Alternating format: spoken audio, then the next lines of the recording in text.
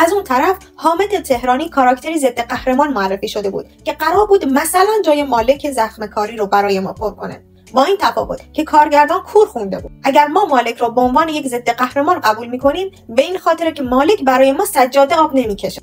وقتی نویسنده و کارگردان یادشون میره که کاراکترشون وکیل اختلاسگراست، یه همچین دیالوگ مسخره‌ای رو براش میذارن.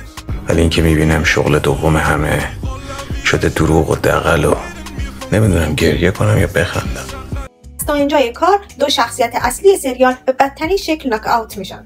در مقابل این دو مهره قرار بود نوید و مهتاب قرار بگیرن. یعنی علاقه ما به حامد و فرشته باید باعث این میشد که از نوید و مهتاب متنفر بشیم. ولی متاسفانه در اینجای کار هم با سازنده ها خرابکاری کردن، چون اولا نوید قاتل مادر حامد نیست و کلا خط داستانی مادر حامد وله، و دوما مهتاب به طور کامل به عنوان خیانتکار و یا وکیل شیطانی نشون داده نشده. به این معنا که ما علاقه به فرشته نداریم که بخوایم از وکیلی که میخواد حکم اعدامش رو بگیره بیزار باشیم. بنابراین میشه گفت حامد عنقا از 4 شخصیت اصلیش بعد از 7 قسمت نتونسته برداشتی داشته باشه، چون اگر مهرها درست چیده میشد اون وقت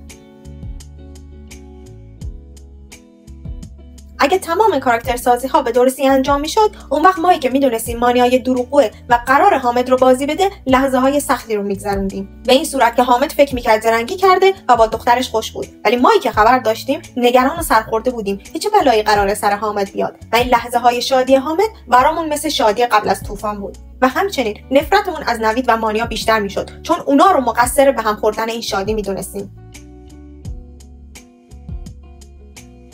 اگر قرار بود پاپکورن نویسنده این سکانس ها رو اصلاح کنه، در قدم اول چهره واقعی وانیا رو به مخاطب نشون نمیداد. در این صورت این جشن تبدیل میشد به یک مهمونی که مخاطب هم داخل شریک بود. مخاطبی که حسابی خوشحاله چون با مدرکی که حامد داره تو دادگاه قرار حسابی مهتاب و نوید رو ضایع کنه. یک جور انتقام که قراره مثلا تو سریال زخمکاری 3 شاهدش باشیم. البته تمامی اینها در صورتی درسته که کاراکترها به درستی کنار هم چیده شده باشن.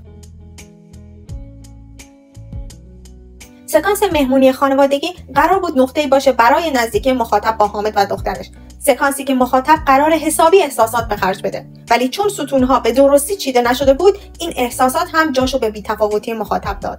در نهایت سریال گناه فرشته یک کلاس خوبه برای اینکه نشون بدیم چطور میشه سریال ساخت و داستان نگفت.